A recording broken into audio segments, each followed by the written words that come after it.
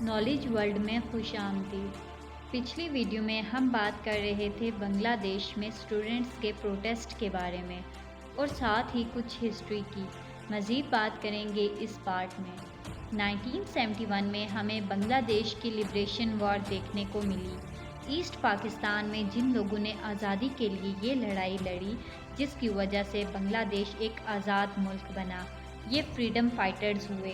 یہی فائٹرز آج کی سچویشن میں ریلیونٹ ہیں اس کوٹا سسٹم کی وجہ سے۔ بنگلہ دیش کے اس کوٹا سسٹم میں 30% جابس کو ریزرو کیا گیا ہے فریڈم فائٹرز کے ڈسینڈنٹس کے لیے۔ اس کے علاوہ کچھ اور ریزرویشنز ہیں، جیسے کہ 10% عورتوں کے لیے، 5% ریزرویشن ہے ایتھنک مائنورٹیز کے لیے اور 1% ریزرویشن ہے ان لوگوں کے لیے جنہیں فزیکل ڈس ایبلٹیز ہوں۔ ان سب کو ملا کر ان کے نمبر کو ایڈ اپ کرو گے تو 56% ٹوٹل ریزرویشن بنتی ہے۔ لیکن میجورٹی شیئر 56% میں سے ہے۔ یہ 30% فریڈم فائٹرز کا کوٹا۔ ڈھاکہ یونیورسٹی میں 3rd ایئر میں پڑھنے والے انٹرنیشنل ریلیشنز کے اسٹوڈنٹ فہیم فاروقی، جو کہ ایک پروٹیسٹر بھی ہیں، ان کا کہنا ہے کہ یہ بیسیکلی پروٹیسٹر کوٹا سسٹم کے ریفارمیشن کے لیے ہے۔ پروٹیسٹرز چاہتے ہیں کہ ایتھنک مائنورٹیز والی ریزرویشنز اور فزیکل ڈس ایبلٹیز والی ریزرویشنز کو چھوڑ کر باقی ساری ریزرویشنز ہٹا دی جائیں۔ گورنمنٹ کو چاہیے یہاں پر فریڈم فائٹرز والی ریزرویشن سب سے انٹرسٹنگ ہے، کیونکہ اس کا آغاز سال 1972 میں ہی ہو گیا تھا۔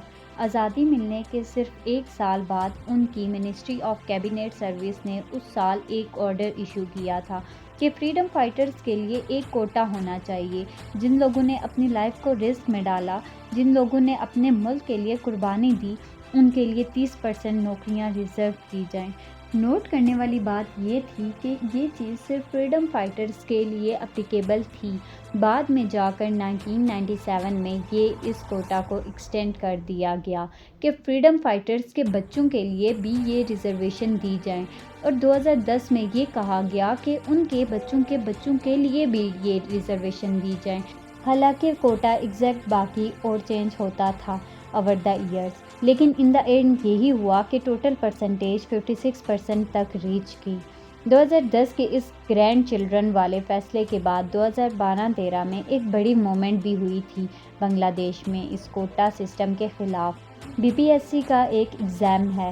قریب 4 لاکھ گریجویٹس ہر سال 3000 سول سروسز جابس کے لیے کمپیٹ کرتے ہیں۔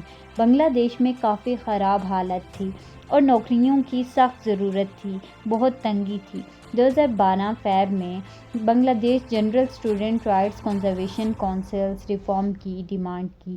بنگلہ دیش کی گورنمنٹ سروسز سے اس وقت بھی کلیشز دیکھنے کو ملے ان اسٹوڈنٹ کے درمیان جو اس کے خلاف تھے، اور وہ اسٹوڈنٹ پرو کوٹا تھے۔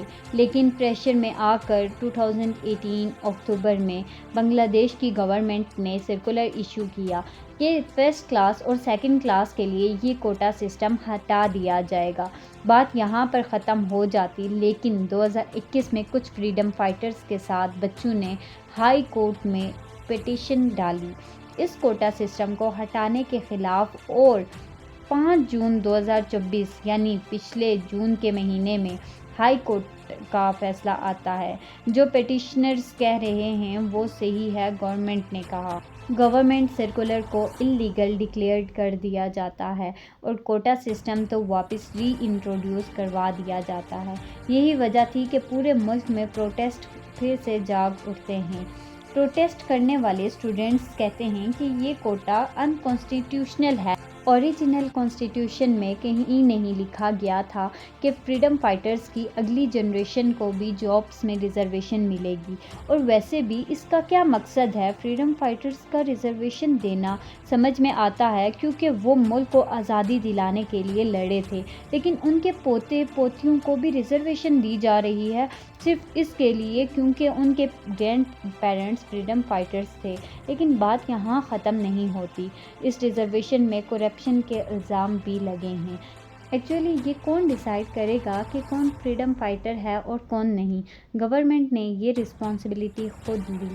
کہ گورنمنٹ خود ڈیسائیڈ کرے گی کہ کون فریڈم فائٹر ہوگا۔ پچھلے 15 سالوں سے بنگلہ دیش میں رولنگ پارٹی رہی عوامی لیگ اور پرائم منسٹر رہی ہیں شیخ حسینہ۔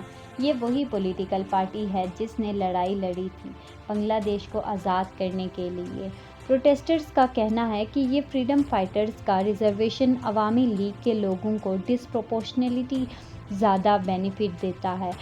فریڈم فائٹرز کی لسٹ میں جن لوگوں کا نام انکلوڈ کیا گیا ہے ان ناموں کو لے کر 60,000 آبجیکشنز اٹھی ہیں اور ان آبجیکشنز کو گورنمنٹ کی طرف سے ریزالو نہیں کیا گیا ہے۔